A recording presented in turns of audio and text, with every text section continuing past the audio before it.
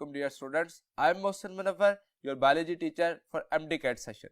आज के इस लेक्चर में हम A प्लस सीरीज का टेस्ट नंबर 3 डिस्कस करेंगे, जिसका सिलेबस है बायोलॉजिकल मॉलिक्यूल्स। तो टेस्ट की डिस्कशन के लिए चलते हैं बोर्ड की तरफ।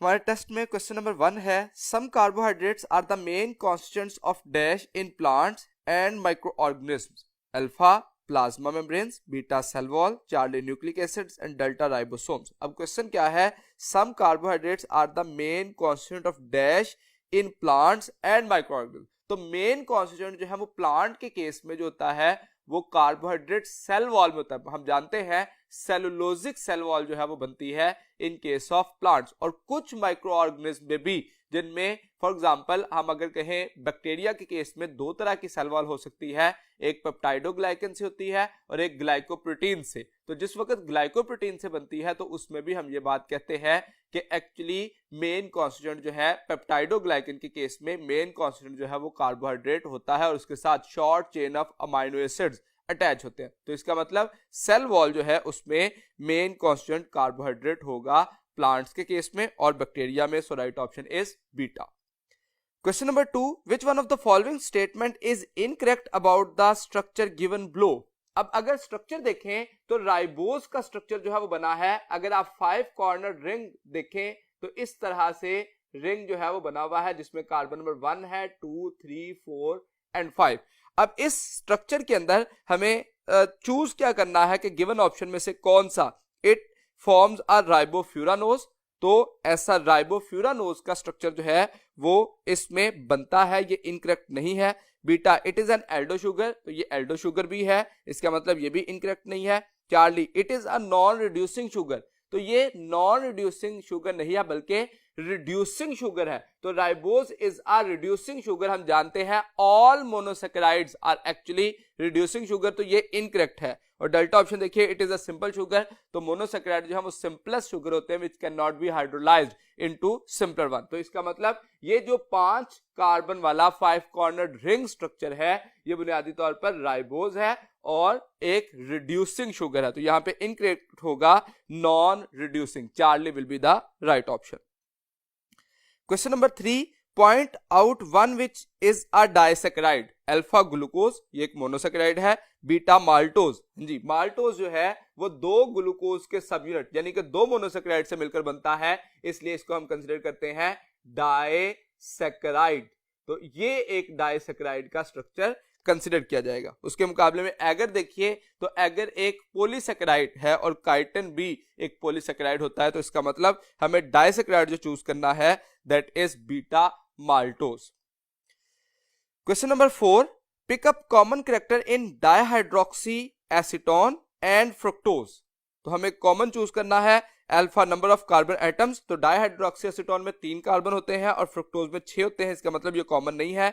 बीटा नंबर ऑफ हाइड्रोक्सल, जब कार्बन का नंबर चेंज होगा तो हाइड्रोक्सल के नंबर भी चेंज हो जाएंगे, क्योंकि हम जानते हैं कि एक कार्बन के साथ मिनिमम एक हाइड्रोक्सल ग्रुप जो है वो होना जरूरी है other than the functional group. और चार्ली ऑप्शन देखिए एल्डिहाइड ग्रुप, तो डाइहाइड्रोक्सी एसीटोन और फ्रुक्टोज दोनों के पास एल्डिहाइड ग्रुप नहीं होता बल्कि कीटो ग्रुप होता है। और डेल्टा ऑप्शन देखिए कीटोनिक ग्रुप, ये राइट ऑप्शन है, ये कॉमन कैरेक्टर है, दोनों कीटो शुगर है, इसलिए डाइहाइड्रोक्सी एसीटोन के पास और फ्रुक्टोज के पास कीटो ग्रुप जो है वो मौजूद होगा, तो that is the right option, delta ketonic group. Question number 5, a sugar present in FAD. FAD क्या है, flavin adenine dinucleotide, that is alpha triose, beta ribose, Charlie glucose and delta fructose. अब हम जानते हैं कि एफएडी एक dinucleotide है और एक न्यूक्लियोटाइड के अंदर 3 कंपोनेंट होते हैं, अ पेंटोज शुगर जो कि राइबोज हो सकता है, ये डीऑक्सीराइबोज हो सकता है इन केस ऑफ डीएनए और आरएनए। दूसरे नंबर पे हम कहते हैं कि इसके पास नाइट्रोजनस बेस होती है और तीसरे नंबर पे फास्फोरिक एसिड। तो इसका मतलब एक न्यूक्लियोटाइड का जो बेसिक 3 कंपोनेंट में से एक है वो क्या है, pentose sugar, that is a ribose. तो गिवन ऑप्शन में से राइबोज जो है वो पेंटोज शुगर है, जबकि ट्रायोज 3 कार्बन वाली है, ग्लूकोज और फ्रुक्टोज जो है वो 6 कार्बन कंटेनिंग शुगर होती है। Question number 6, the most common respiratory substrate as a source of energy is. Alpha maltose, ये एक डाइसैकेराइड है, ये रेस्पिरेटरी सबस्ट्रेट नहीं है, यानी कि सेलुलर रेस्पिरेशन में डायरेक्टली यूज नहीं होता। हाँ, माल्टोज को पहले ब्रेक डाउन किया जाता है फीडर्स पाथवे के जरिए टुवर्ड्स ग्लूकोज और फिर उसको यूज किया जाता है। ग्लाइकोजन ये भी इनडायरेक्टली यूज तो होता है लेकिन डायरेक्ट रेस्पिरेटरी सोर्स नहीं है। चार्ली सुक्रोज ये भी सेम मैनर में डाइसैकेराइड है, इसको पहले मोनोसैकेराइड में तोड़ना होगा। और delta glucose, yes that is the right option. Cellular respiration के अंदर ग्लूकोज को जो है वो कार्बन डाइऑक्साइड प्लस वाटर में कंप्लीट ऑक्सीडेशन के दौरान तोड़ा जाता है और इससे जो 36 और 38 एटीपी की फॉर्मेशन की जाती है। तो so right option is delta. Question number 7. Which one of the following is rare in nature and occur in some bacteria? Alpha pentose, beta triose, Charlie tetrose and delta hexose. तो most abundant, बल्कि यहाँ पे पहले question में हमें abundant या rare दोनों बातों का पता होना चाहिए। जो रेयर इन नेचर का वर्ड है यहाँ पे यूज किया गया, एक्चुअली जो कार्बोहाइड्रेट है वो ट्रायोज होते हैं, टेट्रोज होते हैं, पेंटोज और हेक्सोज। पेंटोज और हेक्सोज कॉमन होते हैं लेकिन जो टेट्रोज हैं वो रेयर इन नेचर होते हैं और सम बैक्टीरिया के केस में मौजूद होते हैं। सो टेट्रोज जो कि 4 कार्बन कंटेनिंग होंगे, that is rare in nature. Question number 8. It is the most abundant carbohydrate in nature? Alpha starch, beta glycogen, Charlie cellulose and delta sucrose. तो एक्चुअली सेलुलोज जो है वो मोस्ट अबंडेंट कार्बोहाइड्रेट है nature में, क्योंकि ये cell wall का basic constant है और प्लांट जो है वो मोस्ट अबंडेंट प्रोड्यूसर होने के हैसियत से वो सबसे ज्यादा होते हैं, तो उनमें सेल वॉल जो है उनके कंटेंट भी ज्यादा होंगे, जिस वजह से हम कहते हैं that is the most abundant carbohydrate in nature, जो कि पॉलीसैकेराइड है और पॉलीमर ऑफ ग्लूकोज इसको कंसिडर किया जाता है। Question number 9. Maltose is composed of alpha glucose plus galactose, beta fructose plus galactose, Charlie glucose plus fructose and delta glucose plus glucose. तो actually maltose एक डाइसैकेराइड है जो कि 2 ग्लूकोज के मॉलिक्यूल के एक दूसरे के साथ जुड़ने की वजह से बनता है, जबकि आप अगर अल्फा ऑप्शन देखें ग्लूकोज प्लस ग्लैक्टोज तो ये डाइसैकेराइड बनाता है लैक्टोज, और जब हम बात करते हैं ग्लूकोज प्लस फ्रुक्टोज की तो उसकी वजह से फॉर्मेशन होती है सुक्रोज। तो ये डाइसैकेराइड बनने के लिए डिफरेंट काइंड के मोनोसैकेराइड मिलते हैं और उसकी वजह से डाइसैकेराइड की फॉर्मेशन होती है।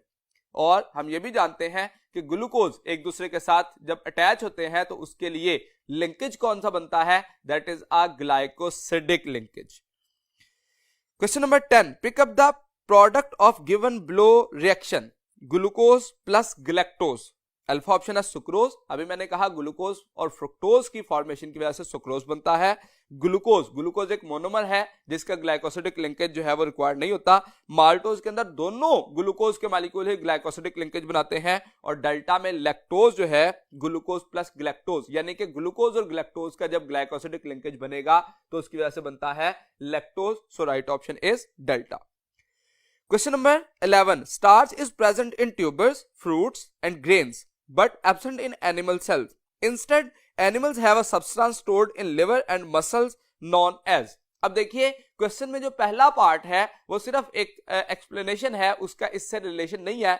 एक्चुअली क्वेश्चन कहां से शुरू होता है? Animals have a substance stored in liver and muscles known as.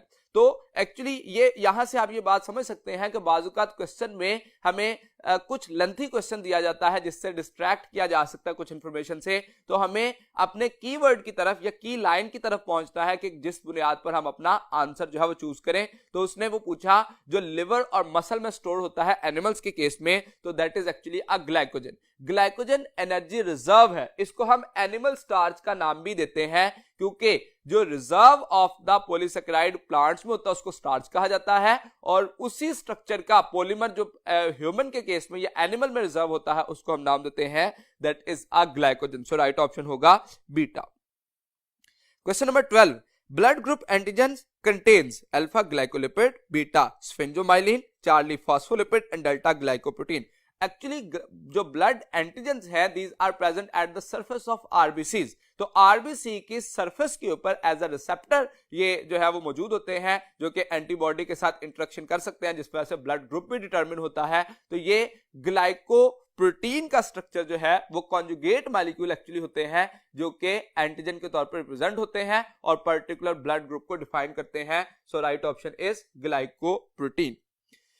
Question number 13 देखिए, which one of the following is the formula structure of D alpha glucose?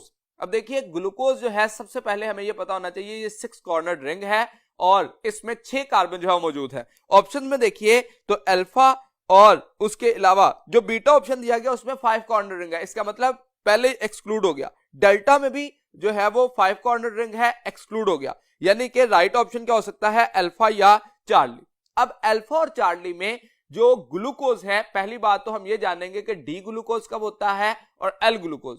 D glucose के लिए रिंग फॉर्म में अगर हाइड्रोक्सल डाउनवर्ड हो accept carbon number 3 तो इसको हम नाम देते हैं डी ग्लूकोज।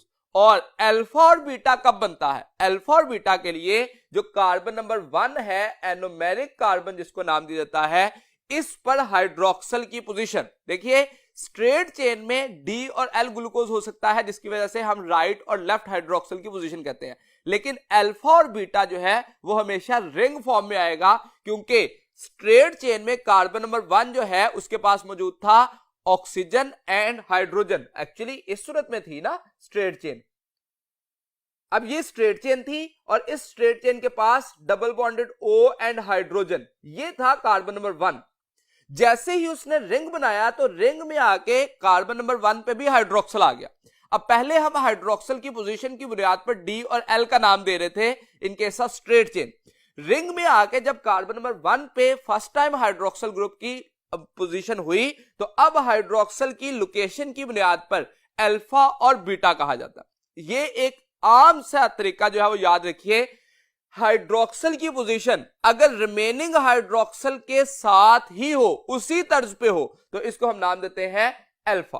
और अगर कार्बन नंबर 1 का हाइड्रोक्सल बाकी हाइड्रोक्सल के मुकाबले में ऑपोजिट हो, यानी कि देखिए बाकी नॉर्मली सारे हाइड्रोक्सल किधर है, डाउनवर्ड है, कार्बन नंबर 3 के अलावा अगर सारे डाउनवर्ड है और ये भी डाउनवर्ड है तो इसका मतलब क्या होगा कि ये अल्फा है। और अगर हाइड्रोक्सल की पोजीशन अपवर्ड होती तो हम इसको नाम कर देते बीटा। तो इसका मतलब हमें डी ग्लूकोज पहले पहचानना है, डाउनवर्ड पोजीशन ऑफ हाइड्रोक्सल, और अल्फा अगर डी ग्लूकोज की तरह ही कार्बन नंबर 1 पर भी हाइड्रोक्सल की पोजीशन हो तो इसका मतलब अल्फा डी है। और अगर कार्बन नंबर 1 के ऊपर हाइड्रोक्सल की पोजीशन बाकियों के ऑपोजिट हो जाए, मतलब अपवर्ड आ जाए, तो उसको हम नाम देते हैं बीटा। तो यहां पे राइट ऑप्शन जो है वो अगर हम देखें तो अल्फा डी ग्लूकोज कार्बन, जो अल्फा ऑप्शन दिया गया है वही एग्जैक्टली इस सूरत पे शो किया गया, जबकि बाकी बीटा में देखिए तो उसमें शो क्या किया गया है, 5 कॉर्नर रिंग है, इसका मतलब राइबोज है, और राइबोज में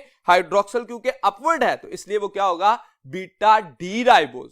जब हम चार्ली ऑप्शन देखते हैं तो इसमें देखिए हाइड्रोक्सल कार्बन नंबर 1 पे अपवर्ड है, तो हाइड्रोक्सल अपवर्ड होने की वजह से ये क्या होगा, बीटा डी ग्लूकोज, 6 कार्बन वाला ही है लेकिन का हाइड्रोक्सल अपवर्ड है इसलिए बीटा डी ग्लूकोज कंसीडर किया जाएगा। और जब हम देखते हैं डेल्टा ऑप्शन तो डेल्टा में देखिए 5 कॉर्नर रिंग है, 6 कार्बन है, 5 कॉर्नर रिंग 6 कार्बन का स्ट्रक्चर क्या कहलाता है, fructose.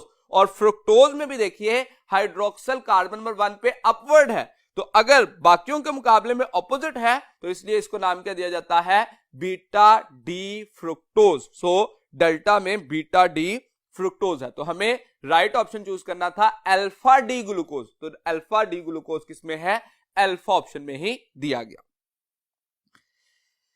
Question number 14, which general formula satisfied for monosaccharides. तो हमें मोनोसैकेराइड का जनरल फॉर्मूला देना है। अल्फा ऑप्शन में देखिए CnH2O2n, ये नहीं होता, CnH2ON हो सकता है या CxH2OY, इसको हम कंसीडर कर सकते हैं। बीटा में C2NH2ON, ये भी गलत है। Charlie CH2ON, that is the most suitable option. CH2ON जो है वो उसमें कहा जाता है कि इसको हम नाम देते हैं हाइड्रेटेड कार्बन, मतलब कार्बन की जो रेशो होती है वो सेम होती है वाटर के साथ, हाइड्रोजन और ऑक्सीजन की एज इन द वाटर। तो ये देखिए कार्बन के साथ वाटर जैसी हाइड्रोजन और ऑक्सीजन की रेशो है, इसलिए इसको हाइड्रेटेड कार्बन कहते हैं। और जो N है इसको रिप्रेजेंट किया जाता है, ये मिनिमम 3 कार्बन हो सकते हैं और मैक्सिमम मैनी हो सकते हैं। नॉर्मली 3 to 7 जो है वो नंबर इसको कंसीडर किया जाता है, बिकॉज कार्बन का नंबर हमेशा 3 से 7 तक हो सकता है in case of monosaccharide. So right option will be the charlie. Question number 15, cellulose is a dash made of many, alpha polypeptide, monomers. तो ये सेलुलोज जो है वो पॉलीसेकेराइड है, ना कि पॉलीपेप्टाइड। बीटा में कार्बोहाइड्रेट फैटी एसिड, तो फैटी एसिड दे दिया गया, वो लिपिड के लिए है, इसका मतलब ये भी गलत होगी बात। चार्ली में पॉलीमर ग्लूकोज मॉलिक्यूल, तो ये बात जो है सेलुलोज जो है वो एक पॉलीमर है, और किसका पॉलीमर है? Polymer of glucose. ये एक पॉलीसेकेराइड की एग्जांपल है। हमें मुख्तलिफ पॉलीसेकेराइड हम जानते हैं, सेलुलोज होता है, स्टार्च होता है, glycogen, all are the polymers of glucose या polymers of monosaccharides. So right option will be the charlie. Cellulose is a polymer of glucose molecules. Question number 16. Hydrated carbon are composed of alpha carbon, nitrogen and oxygen, beta carbon, hydrogen, oxygen and nitrogen. अब देखिए question में हमें directly hydrated carbon कहा गया है, तो hydrated carbon का मतलब क्या होता है? Carbon, hydrogen and oxygen. ये तीन एटम जिसमें होंगे उसको नाम दिया जाएगा hydrated carbon. So delta option जो है उसमें बाकियों में फास्फोरस, नाइट्रोजन दिया गया, जो कि हाइड्रेटेड कार्बन में नहीं होता। कार्बोहाइड्रेट के डेरिवेटिव्स में कुछ में नाइट्रोजन जो है वो हो सकता है, लेकिन डायरेक्टली हाइड्रेटेड कार्बन में एज सच नहीं होता। इसी वजह से कार्बोहाइड्रेट की प्रीवियस डेफिनेशन या अर्लियर डेफिनेशन तो हाइड्रेटेड कार्बन थी, लेकिन बाद में उसको एडवांस किया गया डेरिवेटिव की बेस पे कि कार्बोहाइड्रेट आर पॉलीहाइड्रोक्सी एल्डिहाइड और ketone and their derivatives. Derivatives का लफ्ज इसीलिए इस्तेमाल किया गया था कि उससे जो हाइड्रेटेड कार्बन की रेशियो बाजुका चेंज हो जाती है जब पॉलीसेकेराइड या मोनोसेकेराइड बनते हैं और डाइसेकेराइड बनते हैं, और उसके साथ साथ दूसरी जो चेंज आती है उसके अंदर बाजुकात अमाइनो ग्रुप या कोई और स्ट्रक्चर जो है वो ऐड हो जाता है। इसलिए हाइड्रेटेड कार्बन प्रिमिटिव इसकी डेफिनेशन थी, जो कि कार्बन, हाइड्रोजन एंड ऑक्सीजन पर मुश्तमिल होती है। Question number 17. The example of polyhydroxy aldehyde is alpha fructose, beta glucose, Charlie dihydroxy acetone and delta राइबोलोज। अब देखिए अल्फा जो है वो कीटो शुगर है, चार्ली भी कीटो शुगर है और डेल्टा भी कीटो शुगर है, लेकिन बीटा जो है वो एल्डो शुगर है। तो हमें पूछा गया पॉलीहाइड्रोक्सी, पॉलीहाइड्रोक्सी चारों है, लेकिन एल्डिहाइड सिर्फ कौन सा है? Beta glucose. फ्रुक्टोज जो है वो भी कीटो है, डाइहाइड्रोक्सी एसीटोन भी कीटो है और राइबोलोज भी कीटो है। सो राइट ऑप्शन क्या होगा? Beta glucose. Question number 18. They are sweet in taste. Alpha polysaccharides, beta disaccharides, Charlie monosaccharides and delta oligosaccharides. तो एक्चुअली जो sweet in taste, sweetest in taste होते हैं वो मोनोसैकेराइड है, जो लेसर इन स्वीट है वो ओलिगोसैकेराइड या डाइसैकेराइड हो जाते हैं और टेस्टलेस हो जाते हैं पॉलीसैकेराइड। तो इसलिए हम कहेंगे कि जो मोनोसैकेराइड है these are sweetest and simplest sugar. Question number 19. Ring formed by fructose is alpha 3 cornered, beta 4 cornered, Charlie 6 cornered and delta 5 cornered. तो एक्चुअली जो फ्रुक्टोज है वो 5 कॉर्नर्ड रिंग बनाता है। अगर आप ये स्ट्रक्चर देखें, हमने इसमें फ्रुक्टोज को शो किया। फ्रुक्टोज का स्ट्रक्चर जो है इसमें कार्बन तो 6 होते हैं, कार्बन नंबर 1 यहां पे है, कार्बन नंबर 2, 3, 4, 5 और 6, तो 6 कार्बन होते हैं इसमें, लेकिन 6 कार्बन में से कार्बन नंबर 1 और carbon number 6 out of the ring आ जाता है और बाकी 5 का जो रिंग है वो बनता है, इसलिए हम इसको नाम देते हैं 5 cornered ring. Question number 20. Glucose and fructose are obtained by the hydrolysis of alpha maltose. अब माल्टोज जो है वो इसकी हाइड्रोलिसिस से ग्लूकोज प्लस ग्लूकोज हासिल होगा, फ्रुक्टोज नहीं, इसलिए ये नहीं हो सकता। सेलोबायोस, इसमें भी दोनों ग्लूकोज के मॉलिक्यूल होते हैं, ये भी नहीं हो सकता। चार्ली में सुक्रोज, तो that is the right option. ये डाइसैकेराइड है जो कि ग्लूकोज और फ्रुक्टोज के जरिए बनता है या उनमें ग्लाइकोसिडिक लिंकेज के जरिए बनता है, तो Charlie is the right option. Lactose देखिए तो ये ग्लूकोज प्लस ग्लैक्टोज जो है वो उसकी वजह से बन रहा होता है। सो क्वेश्चन नंबर 20 का राइट ऑप्शन होगा Charlie sucrose. Question number 21. Glycosidic linkage present in sucrose is 1,4, 1,6, Charlie 1,2 and Delta 1,3. तो हमें अब यहां पे ये क्वेश्चन जो है वो कुछ एडवांस बात की गई कि एक्चुअली जो दो मोनोसैकेराइड के दरमियान लिंकेज होता है उसको तो हम नाम देते हैं ग्लाइकोसिडिक लिंकेज। अब ये ग्लाइकोसिडिक लिंकेज जो बनता है, इस लिंकेज के लिए किस कार्बन का कौन सा स्ट्रक्चर इन्वॉल्व होगा? तो इन केस ऑफ सुक्रोज हम कहते हैं कि ये ग्लूकोज का मॉलिक्यूल है, ये कार्बन नंबर 1 है, और ये फ्रुक्टोज का मॉलिक्यूल है जिसमें ये कार्बन नंबर 2 है। तो कार्बन नंबर 1 और 2 में से हाइड्रोक्सिल और हाइड्रोजन रिमूव होते हैं, तो इनके दरमियान जो लिंकेज बन जाता है COC, उसको नाम क्या दिया जाता है, ग्लाइकोसिडिक लिंकेज। तो इसका मतलब carbon number 1 of glucose and carbon number 2 of fructose will be involve in glycosidic linkage of sucrose molecule. So right option will B Charlie. Question number 22. How many carbon atoms are kept within the ring in glucose? Alpha 1, beta 5, Charlie 3 and delta 4. तो हमें पूछा गया glucose molecule का जब ring बनता है तो उस दौरानिये में, तो ये इसी स्ट्रक्चर में आप देखिए तो रिंग के अंदर carbon number 6 out of the ring हो गया, तो कार्बन नंबर 1, 2, 3 और 5, 4 और 5, तो ये 5 जो है वो स्ट्रक्चर एज सच मौजूद है इन द रिंग स्ट्रक्चर। तो इसका मतलब क्वेश्चन नंबर 22 में हम कह सकते हैं कि जो बीटा है वो राइट ऑप्शन है, जो कि 5 कार्बन मौजूद होंगे इन द रिंग ऑफ ग्लूकोज। जब हम फ्रुक्टोज की बात करते हैं तो फ्रुक्टोज के केस में हम कहते हैं कि नंबर ऑफ कार्बन 6 ही होते हैं, लेकिन रिंग के अंदर कितने आते हैं, 4, क्योंकि कार्बन नंबर 1 और carbon number 6 out of the ring हो जाते हैं। तो इसका मतलब फ्रुक्टोज अगर ऑप्शन में क्वेश्चन के अंदर आ जाता how many carbon atoms are kept within the ring in fructose, तो ऑप्शन क्या हो जाता, डेल्टा 4। जब हमें पूछा गया ग्लूकोज का तो इसका मतलब ऑप्शन है 5। तो कीवर्ड क्या है, ग्लूकोज रिंग फॉर्म में 5 कार्बन जो है वो रखता है in the ring and 6 carbon is out of the ring. Question number 23. Pick up an example of branched carbohydrate, alpha amylose, beta sucrose, Charlie amylopectin and delta fructose. तो हमें branched carbohydrate जो है वो चूज करना है। Amylose जो है वो स्ट्रेट चेन पॉलीसेकेराइड है, जबकि सुक्रोज डाइसेकेराइड है, उसमें एज सच ब्रांचेस नहीं हो सकती, और फ्रुक्टोज मोनोसेकेराइड है, इसमें भी एज सच ब्रांच नहीं बन सकती, इसमें तो बॉन्ड ही दूसरा नहीं बनता। इसलिए जो राइट ऑप्शन होगा वो अमाइलोपेक्टिन है, जो कि एक स्टार्च के अंदर 2 किस्म की चेन्स होती हैं, एक स्ट्रेट चेन होती है जिसको अमाइलोज कहा जाता है और एक ब्रांच होती है जिसको अमाइलोपेक्टिन का नाम देते हैं। अब स्ट्रेट चेन में कार्बन 1 और 4 के दरमियान लिंकेज हुआ होता है, और ब्रांच के लिए कार्बन 1 और 6 के दरमियान लिंकेज होता है, जिसके जरिए ये स्ट्रेट चेन जो है वो ब्रांच की सूरत में कन्वर्ट हो जाती है। So right option is charlie. Question number 24. Carbohydrates the most abundant biomolecule on earth are produced by. अब प्रोड्यूस कौन करेंगे, जो कि ऑटोट्रॉफ है, फोटोसिंथेटिक है। तो हमें ऑप्शन में से वो चूज करने हैं जो फोटोसिंथेसिस कर सकते हैं, कार्बोहाइड्रेट बना सकते हैं। अल्फा ऑप्शन में देखिए फंजाई तो अब्जॉर्प्टिव हेटेरोट्रॉफ है, इसका मतलब पहला ऑप्शन जो है वो डायरेक्टली एक्सक्लूड हो गया। बीटा में देखिए तो वहां पे कहा गया ऑल बैक्टीरिया, तो सारे बैक्टीरिया फोटोसिंथेटिक नहीं है, कुछ कीमोसिंथेटिक होते हैं, कुछ जो है वो हेटेरोट्रॉफिक होते हैं, कुछ पैरासिटिक होते हैं। तो इसका मतलब ऑल बैक्टीरिया नहीं आना चाहिए था, यहां पे ये बात गलत होगी। चार्ली में वायरसेस, तो पहले ही पॉइंट वायरस दिया गया, वायरसेस प्रोड्यूसर नहीं होते, फोटोसिंथेटिक नहीं हो सकते, क्योंकि वो लिविंग ऑर्गेनिज्म ही नहीं है, वो तो ऑब्लिगेट इंट्रासेलुलर पैरासाइट होते हैं, तो इसलिए वो भी गलत हो गया। डेल्टा ऑप्शन देखिए सम बैक्टीरिया, जी ये हम कह सकते हैं कि कुछ बैक्टीरिया जो है वो ऑटोट्रॉफिक होते हैं, इसलिए सम बैक्टीरिया।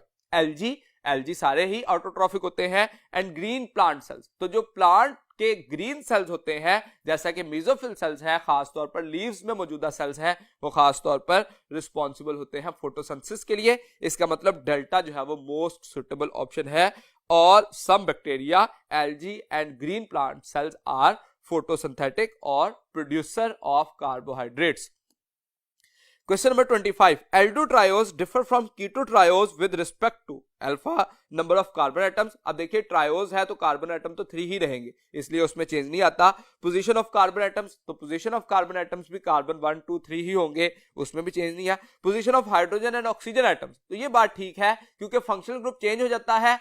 जो कार्बन नंबर एल्डो शुगर होता है उसमें कार्बन नंबर 1 पर फंक्शनल ग्रुप होता है, और कीटो में सेकंड कार्बन पर फंक्शनल ग्रुप होता है, या सेकंड लास्ट कार्बन पे हम कहते हैं। In case of triose middle पे आ जाएगा, इसलिए वो उसमें पोजीशन चेंज हो जाएगी। Number of hydrogen and carbon जो ऑक्सीजन एटम है ये चेंज नहीं होता। जो एल्डोज और कीटो शुगर होते हैं ट्रायोज के केस में, ये दोनों एक दूसरे के आइसोमर हैं, जिसमें स्ट्रक्चरल फार्मूला तो चेंज होता है लेकिन मोलेकुलर फार्मूला चेंज नहीं होता। तो इसलिए हम राइट ऑप्शन क्या कहेंगे, Charlie. Position of hydrogen and oxygen atom differs from keto triose from aldo triose. Question number 26. It gives blue colour with iodine. Alpha cellulose, cellulose तो कोई कलर नहीं देता, it gives no colour, biochemical test में हम कहते हैं no colour. Beta glycogen, glycogen जो है वो हमें कौन सा कलर देता है? Red colour. चार्ली अमाइलोज भी ऐसा कोई कलर नहीं देता, स्ट्रेट चेन होती है। और डेल्टा में स्टार्च। अब स्टार्च के अंदर दो किस्म की चेन्स होती हैं, एक अमाइलोज होती है, एक अमाइलोपेक्टिन। जो कलर आता है ब्लू कलर स्टार्च के, वो अमाइलोपेक्टिन में ब्रांचिंग की वजह से स्पेसेस बनती हैं जहां पे आयोडीन के मॉलिक्यूल ट्रैप हो जाते हैं, और उस वजह से जो स्टार्च का कलर है वो ब्लू अपीयर होना शुरू हो जाता है। इसका मतलब स्टार्च गिव्स ब्लू कलर, और पर्टिकुलरली अगर कहा जाए तो due to the branching of amylopectins. Question number 27, polyhydroxy aldehyde और ketones are alpha carbohydrates, beta proteins, charlie lipids and delta nucleic acids. तो पॉलीहाइड्रोक्सी एल्डिहाइड और कीटोन्स और देयर डेरिवेटिव्स, ये एक टेक्निकली डेफिनेशन है, मॉडर्न डेफिनेशन है carbohydrates की। So question number 27 में राइट ऑप्शन होगा alpha. Question number 28, both glycoproteins and glycolipids are components of alpha cell membrane, beta plasma membrane, Charlie egg membrane and delta biological membrane. तो हमें cell membrane में और plasma membrane में दोनों में मौजूद होता है। इसी तरह से जो ऑर्गेनल्स के गिर्द मेम्ब्रेन होती है उनमें भी होता है, इसलिए हम सबसे ज्यादा सुटेबल ऑप्शन इसमें समझेंगे बायोलॉजिकल मेम्ब्रेन, जिसमें ग्लाइकोलिपिड और ग्लाइकोप्रोटीन जो है वो एज अ कॉन्जुगेटेड मॉलिक्यूल की सूरत में मौजूद होते हैं। So right option will be delta. Question number 29, simple sugars are called alpha polysaccharide, beta oligosaccharide, charlie disaccharides और डेल्टा मोनोसेकेराइड। तो मोनोसेकेराइड की कुछ प्रॉपर्टीज में से एक है कि monosaccharides are simplest sugar, these are sweetest in taste और they can not be hydrolysed into the simpler one. तो इसका मतलब जो सिंपलेस्ट शुगर है वो कौन है? Monosaccharide. So right option will be delta. Question number 30, five cornered ring are formed by dash when in solution, alpha ribose, glucose and deoxyribose, beta deoxyribose, glucose and fructose। अब देखिए ribose की वजह से four cornered ring बनता है, इसलिए alpha option exclude हो गया। बीटा में देखिए डीऑक्सीराइबोस एंड फ्रुक्टोज, ये भी फोर कॉर्नर्ड रिंग बनाते हैं, फाइव कॉर्नर्ड एज सच नहीं बनता। चार्ली में भी फ्रुक्टोज दिया गया है तो वो भी क्या बनाता है? Four cornered ring. और डेल्टा में राइबोस, फ्रुक्टोज एंड डीऑक्सीराइबोस। तो यहां पे जो राइबोस है, फ्रुक्टोज है और डीऑक्सीराइबोस है, ये फाइव कॉर्नर रिंग बनते हैं। अगर बाकियों में देखिए तो हम कहते हैं ग्लूकोज के केस में फाइव कॉर्नर रिंग बन जाता है। इसी तरह से जो बाकी स्ट्रक्चर है उनमें रिंग का जो स्ट्रक्चर है वो चेंज होता जाता है, सिक्स कॉर्नर रिंग। तो ग्लूकोज के केस में हम कहते हैं रिंग का स्ट्रक्चर बनता है सिक्स कॉर्नर्ड। बाकियों में जो राइबोस, फ्रुक्टोज एंड डीऑक्सीराइबोस है, इनके केस में फाइव कॉर्नर्ड रिंग बन रहा होता है इन दिस मैनर। तो ये स्ट्रक्चर जो है, जो फाइव कॉर्नर्ड रिंग है और सिक्स कॉर्नर्ड, जो फाइव कॉर्नर्ड रिंग बनता है उसको हम नाम देते हैं फ्यूरानोज, फ्यूरान की वजह से, और इसको हम नाम देते हैं pyranose.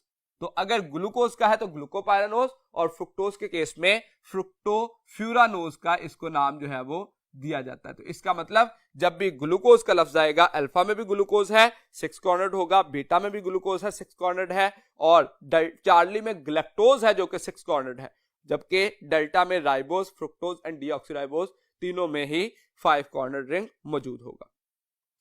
Question number 31, human blood normally contains alpha 0.08% maltose, beta 8.0% lactose, Charlie 0.008% glycogen and delta 0.08% glucose. तो ह्यूमन ब्लड जो है वो नॉर्मली क्या कंटेन करता है? ग्लूकोज कंटेन करता है, और इसमें ग्लूकोज के केस में जो खास तौर पर परसेंटेज कितनी होती है? 0.08%। तो हमें गिवन ऑप्शन में से आसानी से अगर हमें परसेंटेज भूल भी जाए तो हम ग्लूकोज का वर्ड जो इसमें दिया गया है क्वेश्चन में, उससे आसानी से राइट ऑप्शन की तरफ पहुंच सकते हैं। ये 0.08% होती है और ग्लूकोज की कंसंट्रेशन जो है वो ये मेजर की जाती है। इसी वजह से ब्लड शुगर लेवल हम काउंट करते हैं, ग्लूकोज का लेवल अगर बढ़ जाए तो डायबिटिक हो जाते हैं, हाइपरग्लाइसीमिया हो जाती है, और अगर ये कम हो जाए तो हाइपोग्लाइसीमिया कंसिडर किया जाता है।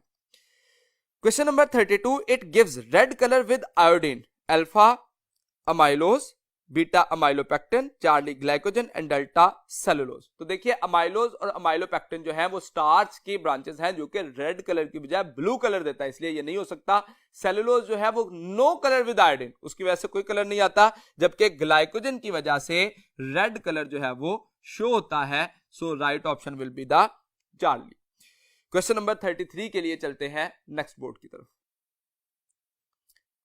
Question number 33, most familiar disaccharide is alpha fruit sugar, beta cane sugar, charlie milk sugar and delta cellobiose. तो डाइसैकेराइड की डिफरेंट टाइप्स हैं, जिसमें से सुक्रोज जो है वो केन शुगर कंसीडर किया जाता है और वो मोस्ट फेमिलियर है, यानी कि जिसको हम टेबल शुगर का नाम भी देते हैं और सुक्रोज का नाम भी देते हैं, जबकि फ्रूट शुगर जो है वो माल्टोज को कहा जाता है और मिल्क शुगर जो है वो लैक्टोज के लिए लफ्ज इस्तेमाल किया जाता है। Question number 34, dash have higher molecular weight and are only sparingly soluble in water, alpha monosaccharides, beta disaccharides, Charlie oligosaccharides and delta polysaccharides. तो जो हाई मोलिकुलर वेट रखते हैं वो पॉलीसैकेराइड होते हैं और स्पेरिंगली सॉल्युबल, ये इसमें कीवर्ड है। हम कहते हैं कि जो मोनोसैकेराइड है वो सॉल्युबल होते हैं और जो ओलिगोसैकेराइड है वो लेसर सॉल्युबल होते हैं, और ये स्पेरिंगली सॉल्युबल होते हैं, जिसको हम कहते हैं बहुत कम हद तक, जैसे कि अमाइलोज जो है वो हॉट वाटर में सॉल्युबल होती है, जबकि अमाइलोपेक्टिन हॉट और कोल्ड दोनों वाटर में सॉल्युबल नहीं होती। Question number 35, amylopectin starch is alpha soluble in cold water, beta soluble in hot water, charlie soluble in lukewarm water and delta insoluble in hot water। तो amylopectin जो है वो hot या cold दोनों water में soluble नहीं होती, जबकि अमाइलोज जो है वो सॉल्युबल होती है हॉट वाटर में लेकिन इनसॉल्युबल होती है इन कोल्ड वाटर। तो इसका मतलब अमाइलोपेक्टिन के लिए हम कह सकते हैं that is insoluble in all conditions. किस वजह से इनसॉल्युबल होती है? Due to the formation of branches. तो ब्रांचिंग की वजह से उसकी सॉल्युबिलिटी नहीं हो पाती। Question number 36, cotton is a pure form of alpha glycogen, beta starch, Charlie cellulose and delta sucrose. तो कॉटन जो है वो प्योर फॉर्म है किसकी? सेलुलोज की। सेलुलोज एक पॉलीसैकेराइड है जो कि पॉलीमर ऑफ मोनोसैकेराइड या ग्लूकोज होता है, जो कि प्योरली कॉटन का हिस्सा होता है। सो 36 में राइट ऑप्शन होगा Charlie. Question number 37, in the digestive tract of herbivores cellulose is secreted by alpha bacteria, fungi, protozoa. तो फंजाई ऐसे डाइजेस्टिव ट्रैक्ट में नहीं होते, सिम्बायोटिक एसोसिएशन में बैक्टीरिया हो सकते हैं, यीस्ट हो सकते हैं और प्रोटोजोआ। तमाम फंजाई नहीं हो सकते, तो इसलिए yeast one of the kind of fungi है। तो अल्फा ऑप्शन में कॉमन वर्ड दे दिया गया था फंजाई, इसलिए हम इसको चूज नहीं करेंगे। बीटा ऑप्शन में देखिए वायरसेस, ये गलत है, viruses as such cellulose enzyme produce नहीं करते। चार्ली में bacteria, yeast and protozoan, that is the most suitable option. अब प्रोटोजोन भी एक जनरल टर्म दी गई है, लेकिन अगर डेल्टा ऑप्शन में हमें प्रोटोजोन की जगह पे ट्राइकोनिम्फा दिया जाता तो हम चार्ली ऑप्शन भी चूज ना करते और डेल्टा चूज करते। तो इसका मतलब बैक्टीरिया, यीस्ट एंड ट्राइकोनिम्फा जो कि एक प्रोटोजोन है वो मौजूद होता है, जो कि सेलुलोज सेक्रीट करता है। कोई भी किंगडम एनिमल में से, एनिमेलिया में से कोई एक सिंगल एनिमल ऐसा नहीं है जो कि सेलुलोज सेक्रीट करने की कैपेसिटी रखता हो। Question number 38, it is also called as neutral lipid, alpha phospholipid, beta waxes, charlie triglyceride and delta terpenoid. तो जो ट्राइग्लिसराइड है इसको हम एसाइल ग्लिसरॉल भी कहते हैं, ट्राई एसाइल ग्लिसरॉल भी कहते हैं और इसी को न्यूट्रल लिपिड का नाम भी दिया जाता है। So right option will be the Charlie.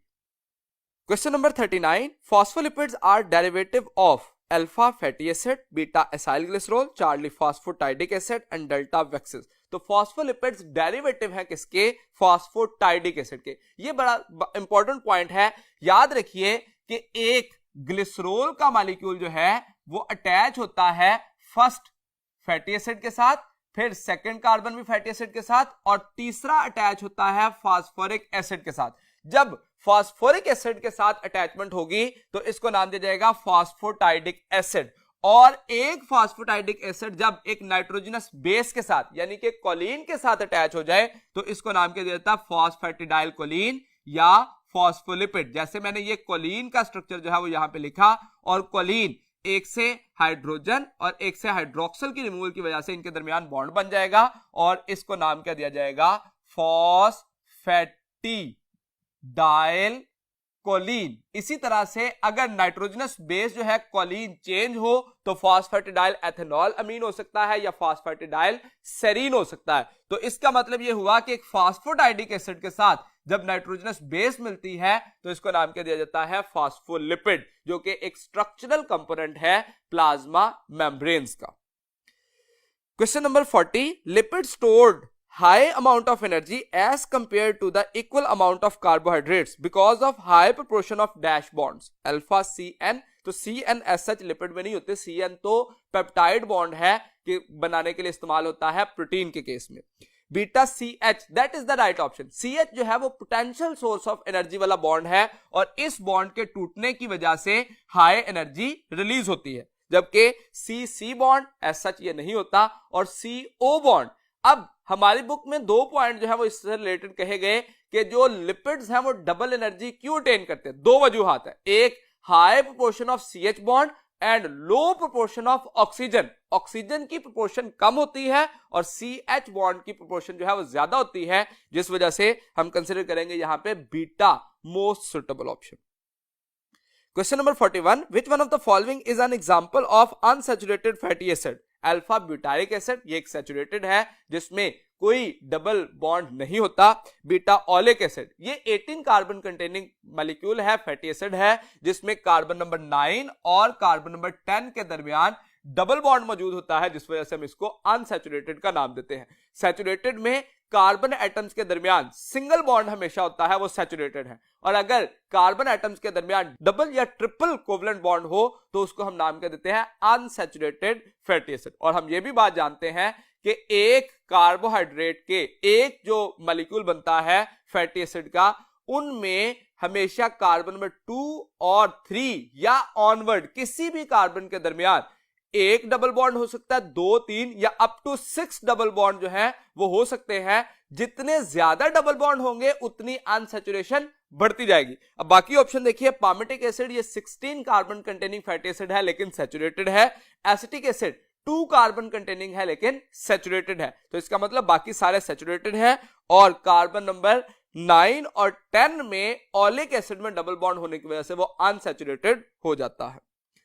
Question number 42. Sarah is a chemistry student who is carrying out an experiment between an alcohol and an acetic acid in the laboratory. The product formed at the end of the experiment will be. अब experiment क्या किया गया है, acid and alcohol के दरमियान reaction. तो हम जानते हैं जब भी एसिड और अल्कोहल के दरमियान रिएक्शन होगा तो उसकी वजह से प्रोड्यूस क्या होगा, ester plus water. These will be the product of the reactants acid and alcohol. Acid and alcohol reactant होंगे तो उसकी वजह से एस्टर फॉर्मेशन होगी, जैसे कि लिपिड्स के केस में एस्टर मॉलिक्यूल बनते हैं। So right option will be the an ester and a water molecule. Charlie will be the right option. Question number 43. They are not crystalline but some can be crystallized under specific conditions. तो ये normally crystalline नहीं होते, specific condition में crystalline हो सकते हैं। कौन, that will be the Charlie fats and oils. तो ये फैट्स एंड ऑयल जो है that can be crystallised in the particular या स्पेसिफिक कंडीशन, जबकि फॉस्फोलिपिड और वैक्सेस एज सच क्रिस्टलाइन नहीं हो सकते। वैक्सेस एंड टर्पिनॉइड्स ये भी क्रिस्टलाइन नहीं हो सकते, और फॉस्फोलिपिड एंड टर्पिनॉइड्स। तो इसका मतलब लिपिड्स में से सिर्फ फैट्स एंड ऑयल ऐसे स्ट्रक्चर हैं जिनको पर्टिकुलर कंडीशन में क्रिस्टलाइज किया जा सकता है। Question number 44. It is not digested in the human digestive tract.